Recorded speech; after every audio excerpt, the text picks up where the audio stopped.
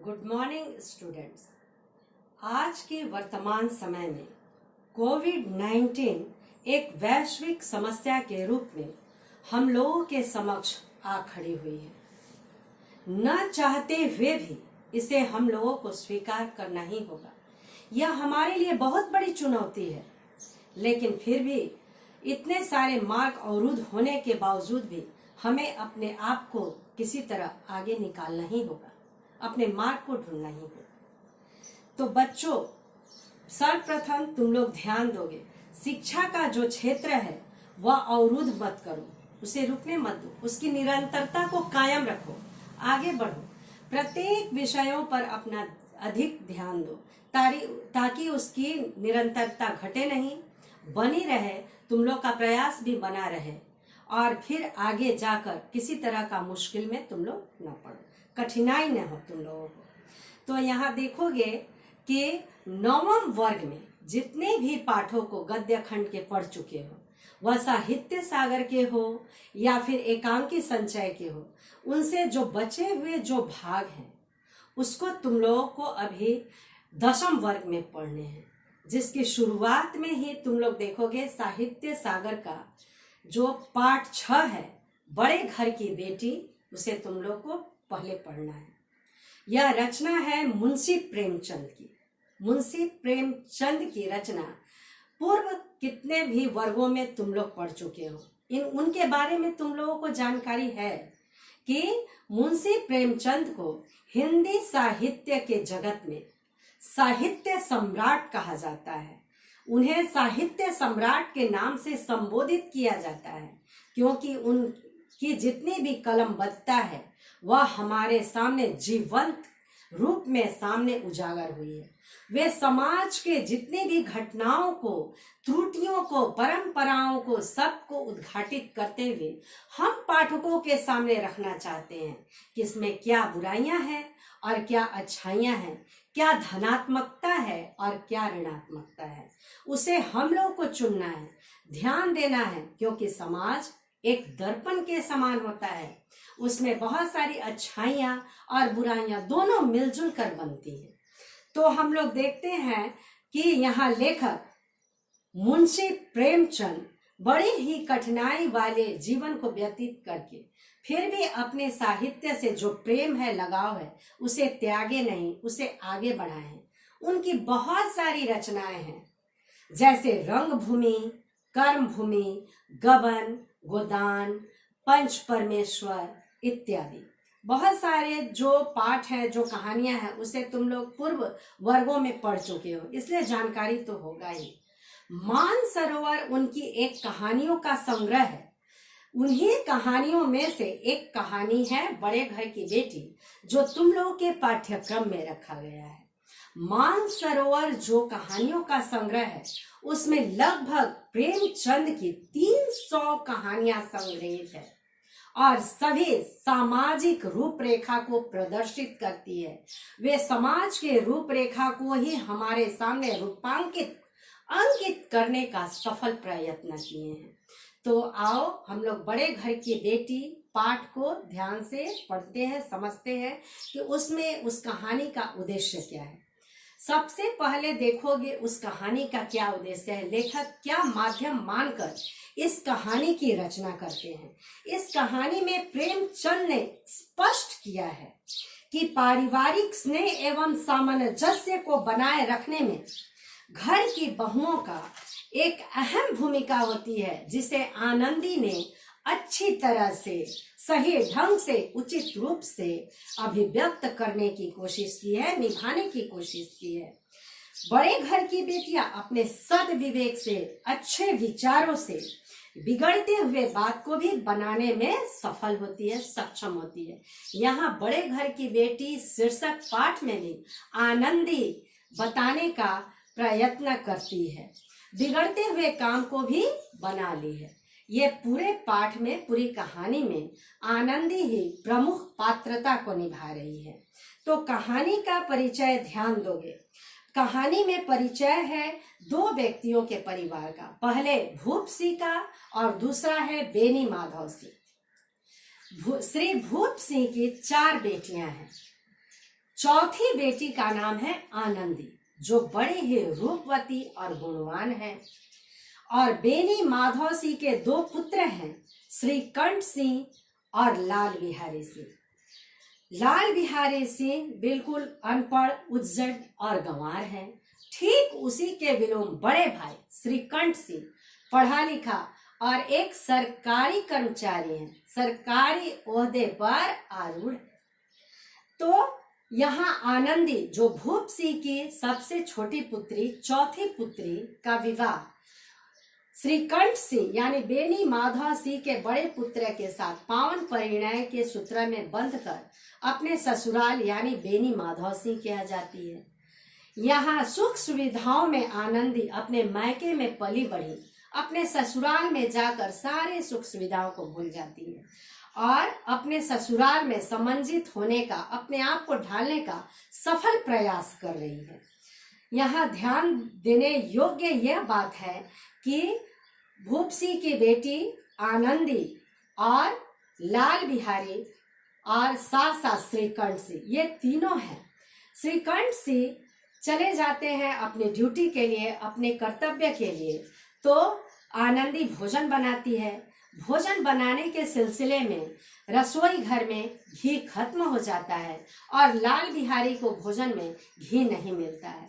लेकिन लाल बिहारी को पहले से आदत पड़ी हुई है घी खाने का भोजन में, लेकिन अभी तो घी है नहीं। अतः लाल बिहारी आनंदी पर क्रोधित हो जाता है कि भोजन में घी क्यों नहीं है।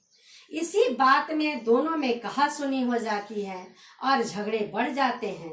लाल बिहारी खड़ाऊ फेंक कर आनंदी को दे मारता है।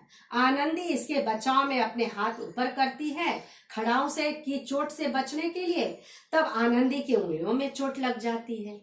आनंदी के उंगलियों में चोट लगने से वह बहुत ही कुपित और क्रोधित होती है और अपने कमरे में क्रोधित होकर चली जाती है और इंतजार करती है कि उसके पति श्रीकंठ कब अपनी ड्यूटी से, अपने कर्तव्य से वापस लौटकर घर आएंगे, ताकि वह यह सारी घटनाओं को अपने पति से कह सुनाएगी। श्रीकंठ सिंह अपने ड्यूटी को खत्म करके, पूरा करके जब घर लौटते हैं, आनंदित, क्रोधित, कुपित अपने कमरे में बैठी है। श्रीकंठ सिंह जैसे ही प्रवेश करते हैं, आनंदी अपने नयन जल बहाते हुए अपने क्रोध को, अपनी इस कहानी को, इस घटना को अपने पति श्रीकंठ के सामने संप्रेषित करती है, अभिव्यक्त करती है। और स्त्रियों की यह बात सुनकर और ध्यान देने योग्य यह बात है कि पुरुष वर्ग अवश्य ही क्रोधित हो जाते हैं, यह मनुष्य का स्वभाव है। श्रीकंठ भी आनंदी का बात, अपनी पत्नी की यह बात सुनकर, इस कहानी को सुनकर, घटने को सुनकर बहुत ही क्रोधित होते हैं और लाल बिहारी पर आग बबूला हो उठते हैं। अब लाल बिहारी और श्रीकंठ में फिर कहासुनी होती है और यहाँ तनातनी यहाँ तक बढ़ जाती है कि श्रीकंठ सिंह अपने छोटे भाई, जो कभी श्रीकंठ के बहुत ही लाडले भाई, बहुत ही प्यारा भाई हुआ करता था, उन दोनों में इतनी प्रेम की प्रगाढ़ता थी, स्नेह प्रगाढ़ था, लेकिन अब टूटता हुआ सा नजर आ रहा है। लाल बिहारी को अब श्रीकंठ 1 मिनट भी बर्दाश्त नहीं कर पा रहे हैं और उसे घर से बाहर निकालने की सोच रहे हैं। लाल बिहारी भी अपने भाई से बहुत ही स्नेह करता था। लाल बिहारी इतना ज्यादा आदर और सम्मान करता था अपने बड़े भैया का कि उनके आदेश का पालन करना अपना कर्तव्य समझता था। जब वह जान गया कि श्रीकंठ उसे घर से बाहर भेजने के लिए उद्यत हो गए हैं, तैयार हो गए हैं, तब वह हर सफल प्रयत्न करता है भैया को किसी तरह से मना ले। लेकिन जब श्रीकंठ नहीं माने, तब वह तैयार हो जाता है, उद्यत हो जाता है घर छोड़कर बाहर जाने के लिए, ताकि उसके भैया और भाभी को किसी तरह की परेशानी और तकलीफ न रहे हृदय में। अब जब लाल बिहारी घर से बाहर जाने का प्रयत्न करते हैं, उद्यत होते हैं, तो आनंदी का रहा सहा क्रोध अब धूमिल पड़ने लगता है। आनंदी नहीं चाहती है कि इतना क्रोध और यह परिवार का टूटता हुआ माहौल, वह इसे स्वीकार किसी कीमत में नहीं करती है। अब वह चाहती है दोनों भाइयों में जैसे पहले प्रेम था वह फिर से कायम हो जाए, और वह अपने पति श्रीकंठ को बार बार समझाने का प्रयत्न करती है कि किसी तरह से वे अपने हृदय से लाल बिहारी के प्रति जो क्रोध उत्पन्न हुआ है उसे निकाल दें और लाल बिहारी को सहर्ष पहले जैसा पूर्ववत स्वीकार करें और उसे क्षमा भी कर दें। अब बिगड़ते हुए काम को बनाना बड़े घर की बेटियां बखूबी जानती है। उसी बात को इस संपूर्ण पाठ में बताया गया है। आनंदी ही प्रमुख पात्रता निभा रही है, इसीलिए दोनों भाइयों के यह टूटता हुआ जो रिश्ता है उसे पुनः कायम करने का प्रयत्न करते हुए अब श्रीकंठ को खूब समझा रही है। श्रीकंठ उसकी बातों को स्वीकार करते हैं, आनंदी की बातों को मान जाते हैं और लाल बिहारी को पुनः अपने भाई के प्यार के साथ भाई को अपना लेते हैं। दोनों एक दूसरे से गले मिलते हैं और नयन से जो दोनों का जल स्रोत बहता है उससे दोनों भाइयों के हृदय का जो दुश्मनी थी, शत्रुता थी, थोड़ी देर के लिए वह हमेशा हमेशा के लिए धुल गई है और दोनों मिल जाते हैं। यह मिल्लत देखकर आनंदित और उसके पिता बेनी माधव सिंह बिल्कुल आनंदित होकर भाव विभोर हो जाते हैं और पुलकित महसूस करते हैं। बेनी माधव सिंह खुश होकर उस आनंदी पर, अपनी बहू पर यह कहते हैं कि बड़े घर की बेटियां ऐसी ही होती है कि बिगड़ते हुए काम को भी बनाना जानती है और पुनः मिल्लत करवा देती है, जैसे अभी श्रीकंठ और लाल बिहारी का हो गया। अब यहाँ प्रश्न उठता है बच्चों कि गांव में जो आनंदी का स्थान है उसे लोग कैसे स्वीकार करते हैं। जिस तरह से बेनी माधव सिंह स्वीकार करते हैं कि बड़े घर की बेटियां ऐसी ही होती है जो बिगड़ते हुए काम को भी बनाना जानती है, गांव वाले लोग भी जिन्होंने भी सुना उसे स्वीकारा और सराहा है और उसे कहा है कि बड़े घर की बेटियां ऐसी ही होती हैं। यहाँ ध्यान देने योग्य बात है कि आनंदी किस बात में अपने पति का विरोध कर रही है, तो उसका ध्यान दो। उत्तर यही होगा कि आनंदी का अपने पति से सम्मिलित कुटुंब के संबंध में विरोध था, जैसे गांव की और भी ललनाएं यानी स्त्रियां करती हैं। गांव की बहुत सारी स्त्रियों का भी श्रीकंठ सिंह से विरोध था कि वे नहीं चाहती थी संयुक्त परिवार में रहें, वे चाहती हैं एकल परिवार ताकि परिवार का बोझ कम हो, जिम्मेदारियां कम हो। लेकिन इस बात को ध्यान देने योग्य है छात्रों कि एकल परिवार में बच्चों का जो विकास होता है वह कम होता है और संयुक्त परिवार में बच्चों का विकास सर्वांगीण होता है, सभी क्षेत्रों में होता है, क्योंकि वहां बहुत सारे सदस्य हैं, अपने अपने रूप से अपने अपने अनुसार बच्चों को की देखभाल करते हैं, उन्हें शिक्षा देने का, उन्हें संस्कार देने का हर सफल प्रयत्न करते हैं। साथ ही यह भी प्रश्न उठेगा कि बेनी माधव सिंह ने श्रीकंठ सिंह के क्रोध को शांत करने के लिए क्या किया, क्योंकि वे भी पिता ठहरे, वे भी नहीं चाहेंगे कि दोनों भाइयों में जो पूर्ववत स्नेह था वह टूट जाए। इस विषय में वे क्या कहते हैं कि बुद्धिमानी वही है जो मूर्खों की बातों में न आकर अपने भाई को संभाल ले, उसे क्षमा कर दे, उसकी गलतियों को माफ कर दे और पुनः उसे अपना ले, वैसा ही स्नेह दे जैसे पहले स्नेह था। क्योंकि बड़े भाई और बहन अपने छोटे भाई बहनों के लिए अभिभावक के सदृश होते हैं, माता पिता के समान होते हैं।